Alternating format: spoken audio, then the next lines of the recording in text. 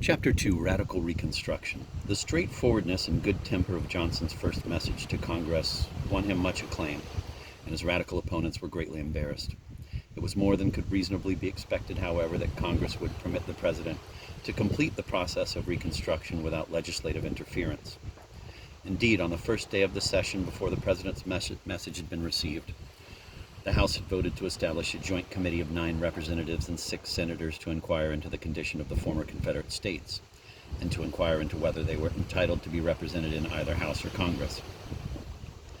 A few days later, the Senate concurred in this action, and the Southern delegations were required to stand aside while this Joint Committee on Reconstruction conducted its investigations. Thaddeus Stevens, 1792 to 1868, a representative from Pennsylvania, was the elder statesman who sponsored the House resolution. James A. Woodburn, The Life of Thaddeus Stevens, 1913, is more satisfactory than the earlier Samuel W. McCall, Thaddeus Stevens, 1899. T.F. Woodley, Thaddeus Stevens, 1934, presents some new material, but the definitive life of Stevens has not yet appeared.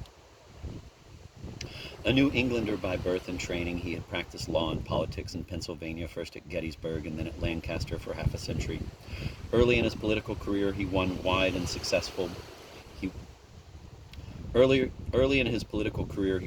recognition for his leadership in the anti-Masonic Party, his courageous and successful fight to save from repeal the public school system of the state, and his opposition to a new state constitution because it limited the suffrage to whites.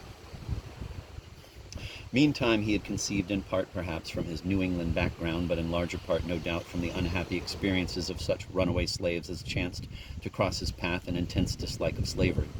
As a member of the National House of Representatives during the framing of the compromise measures of 1850, and later while the secession movement was underway, he opposed with the utmost violence all concessions to the slaveholders. And after 1861, as one of the most powerful of the Republican leaders, his counsel was ever for the sternest possible prosecution of the war. His ill temper toward the South was not bettered when in 1863 Lee's troops destroyed some ironworks near Chambersburg, Pennsylvania, in which he was financially interested, and well before the end of the war he had broken with Lincoln over Reconstruction. The southern states he held were no longer states, but only conquered provinces, with which Congress might deal as it chose. Lincoln's pocket veto of the Wade-Davis bill was nothing less than infamous. Lame from his birth, old and perilously ill, unmarried and cared for only by a faithful colored housekeeper, his one passion became the ruthless punishment of the South. Congressmen had already learned to fear his lashing tongue, and he proposed to destroy Johnson, whose easy terms of Reconstruction he despised. No less the enemy of Johnson than Stevens was Charles Sumner, 1811 to 1874, the Republican senator from Massachusetts whose body still bore the marks of Preston Brooks' assault. Moorfield Story, Charles Sumner, 1900, is a satisfactory biography, but see also E. L. Pierce, Memoir and Letters of Charles Sumner. Excellent short sketches of the leading participants in American history are to be found in the Dictionary of American Biography, edited by Alan Johnson and Dumas Malone. From his youth up, Sumner had been a favored member of the Boston intelligentsia. He was a graduate of Harvard, a student of history,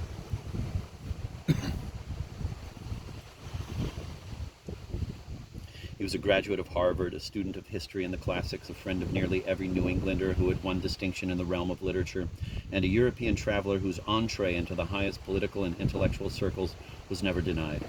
The soul of honor and upright to a fault, he was vain of his own abilities and utterly contemptuous of lesser mortals. He had always opposed slavery. The first newspaper to which he subscribed was Garrison's Liberator, and his scorn for all who practiced or condoned it was complete. Trained for the law, he had preferred politics, and in 1851 he was chosen by a coalition of Free Soilers and Democrats to take the seat in the United States Senate that Webster vacated to become Fillmore's Secretary of State. From the time of his first election to the day of his death, he remained a senator, although the injuries that he suffered from the Brooks assault necessitated his absence from duty for many years. Measurably recovered, but never again quite the same, he was on hand in 1863 to oppose Lincoln's plan of Reconstruction and to advance his state suicide theory, that the seceding states, by their treasonous act, had ceased to exist, and that Congress had therefore precisely the same power over them that it had always exercised over the territories. A philosophic defender of the doctrine of political equality, he insisted from the beginning that Congress should make Negro suffrage a condition of Reconstruction for the seceded states. And when Johnson, like Lincoln, failed to urge such a policy, he allied himself with Stevens to wreck the presidential program. His views were not shared by every member of his party in the Senate, nor were Stevens's in the House, but a less obstinate man than Johnson would have hastened to make terms with an opposition so powerful.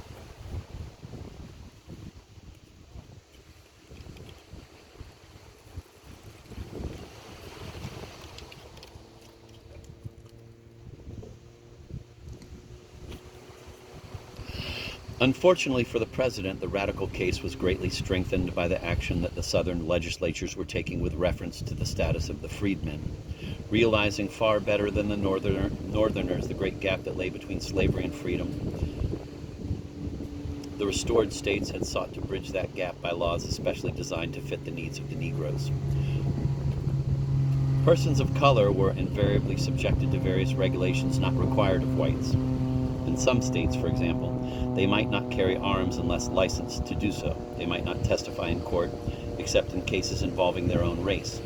They must make annual written contracts for their labor, and if they ran away from their masters, they must forfeit a year's wages.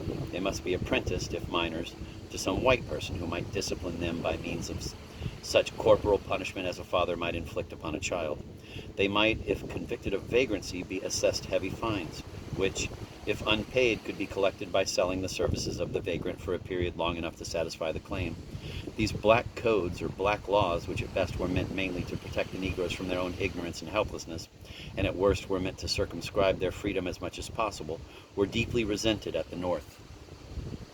Samples of the Southern codes are given in H.S. Comacher, Documents of American History, 1934, items 246 to 47.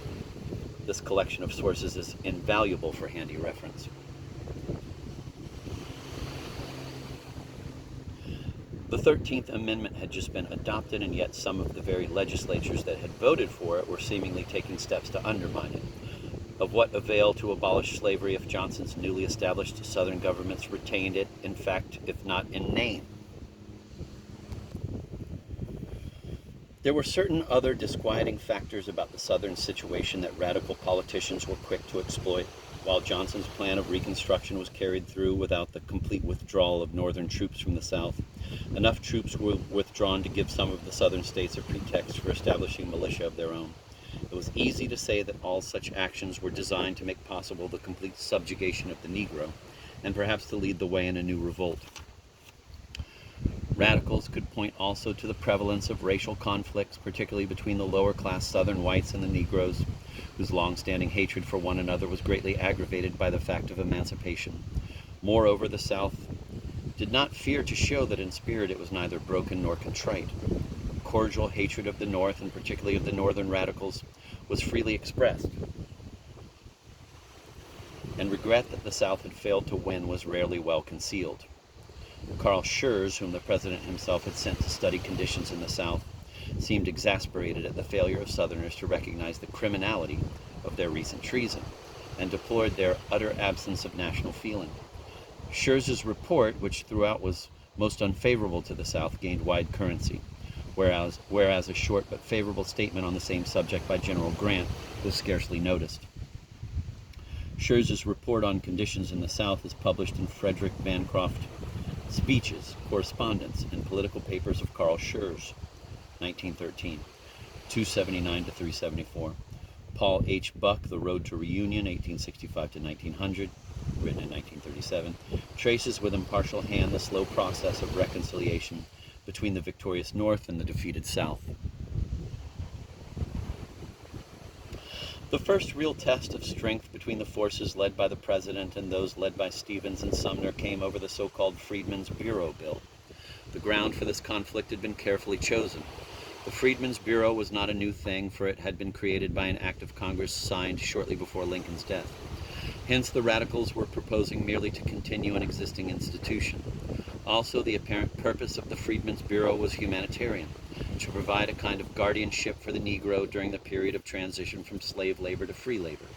Its agents, with full military backing, for the Bureau was attached to the War Department and headed by an Army officer, supervised the relief work carried on among the Negroes and whites, watched over the labor arrangements that freedmen made with their employers, assigned abandoned land to the freedmen, and helped them to acquire other land. In general, made sure that the work of emancipation should not be halted halfway. But the original Freedmen's Bureau bill had provided that the Bureau should cease to exist 1 year after the end of the war, whereas the measure that Congress presented to President Johnson in February 1866 proposed that the existing organization with greatly amplified powers should be continued for an indefinite period. In other words, Congress raised the issue, should the Negro remain the ward of the national government working through the Freedmen's Bureau, or should he be left to the tender mercies of whatever black laws Johnson's restored state governments chose to pass? Johnson met this challenge with a courageous veto. The bill, he said, proposed to maintain in time of peace a military jurisdiction that could ignore at will such ordinary guarantees of the civil law as trial by jury and the right of appeal.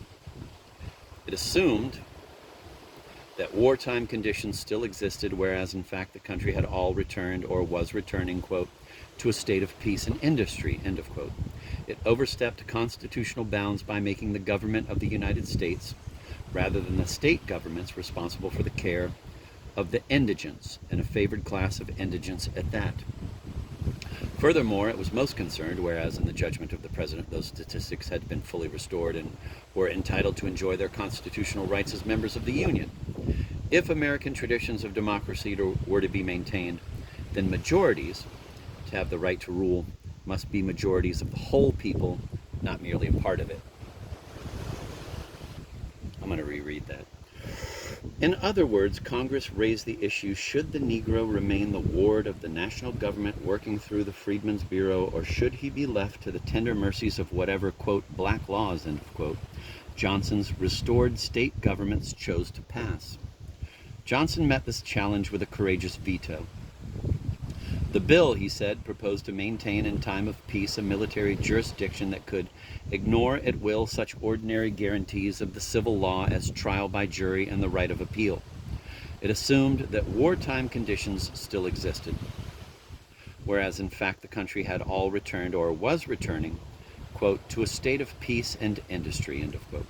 It overstepped constitutional bounds by making the government of the United States, rather than the state governments, responsible for the care of indigents, and a favored class of indigents at that. Furthermore, it was the work of a Congress that denied representation to the 11 states most concerned, whereas in the judgment of the president, those states had been, quote, fully restored, end of quote, and were, quote, entitled to enjoy their constitutional rights as members of the Union, end of quote.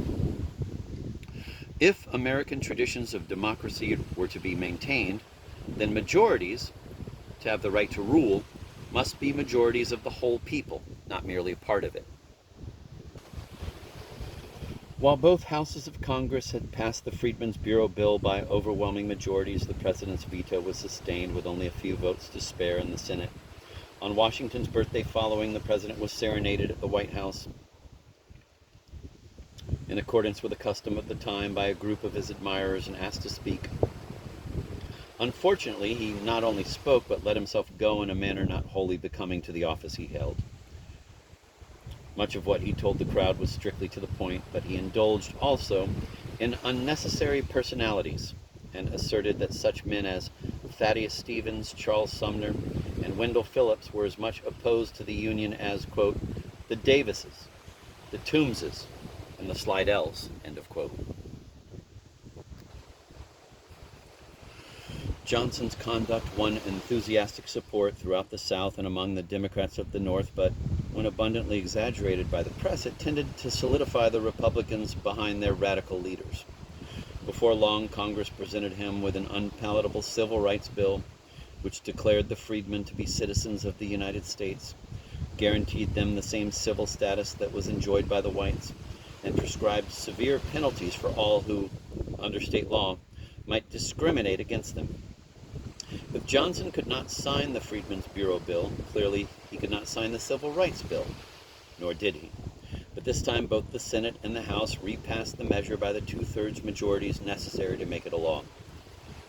Congress had thus won the ascendancy. It could, if it would, take the whole policy of Reconstruction out of Johnson's hands and direct him to do whatever it wanted done. The radicals, conscious of their advantage, presently revived in slightly different form the Freedmen's Bureau bill, and on second trial passed it, too, over the president's veto. The new bill provided, however, that the Freedmen's Bureau should be assured of only 2 years' existence.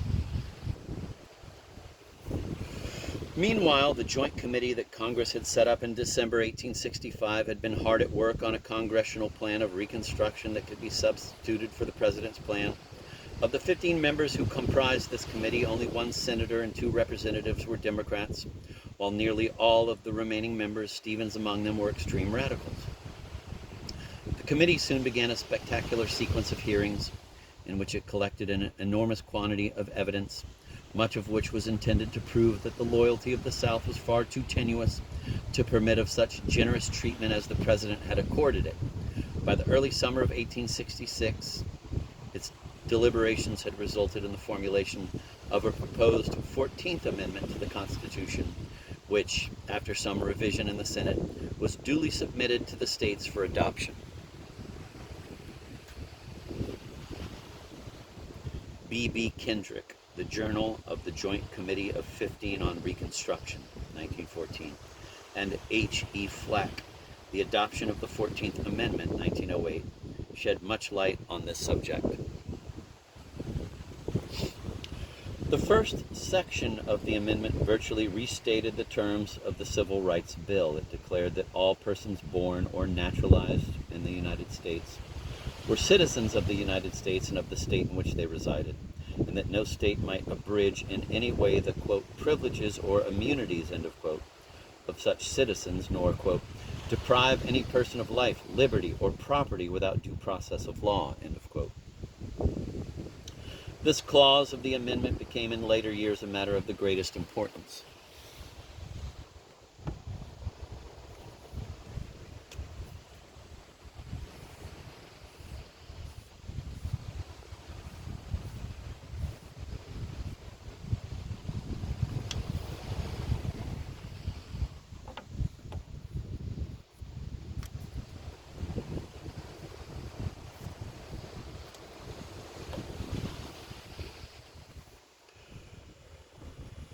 For a time, the courts showed a disposition to restrict its application to ex-slaves whose civil rights were endangered, but ultimately they held that all persons, corporations no less than individuals, were subject to its protection. One member of the committee, John A. Bingham of Ohio, explained eventually that he had formulated the statement with this later interpretation in mind, for he believed that the restriction of the Fifth Amendment to the Constitution, which denied to the national government the right to interfere with the rights of private property, should be extended also to the states, and that responsibility for its enforcement should, accordingly, be lodged with the national courts. Roscoe Conkling of New York, another member of the Joint Committee, confirmed Bingham's words in an argument he made before the Supreme Court in 1882, quote, "At the time the 14th Amendment was ratified, individuals and joint stock companies were appealing for congressional and administrative protection against invidious and discriminating state and local taxes. That complaints of oppression in respect of property and other rights made by citizens of northern states who took up residence in the South were rife in and out of Congress, none of us can forget. Those who devised the 14th Amendment wrought in grave sincerity. They planted in the Constitution a monumental truth to stand foursquare to whatever wind might blow.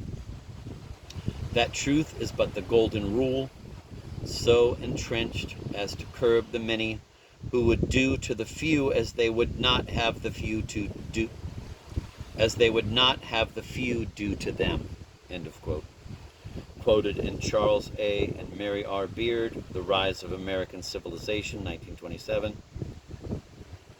This work presents a brilliant case for the economic interpretation of American history. I'm going to reread that quote. Quote, "At the time the 14th Amendment was ratified, individuals and joint stock companies were appealing for congressional and administrative protection against invidious and discriminating state and local taxes, that complaints of oppression in respect of property and other rights made by citizens of northern states who took up residence in the South were rife in and out of Congress, none of us can forget. Those who devised the 14th Amendment wrought in grave sincerity. They planted in the Constitution a monumental truth to stand foursquare to whatever wind might blow. That truth is but the golden rule, so entrenched as to curb the many who would do to the few as they would not have the few do to them. End of quote. And it was quoted in Charles A. and Mary R. Beard, The Rise of American Civilization, 1927.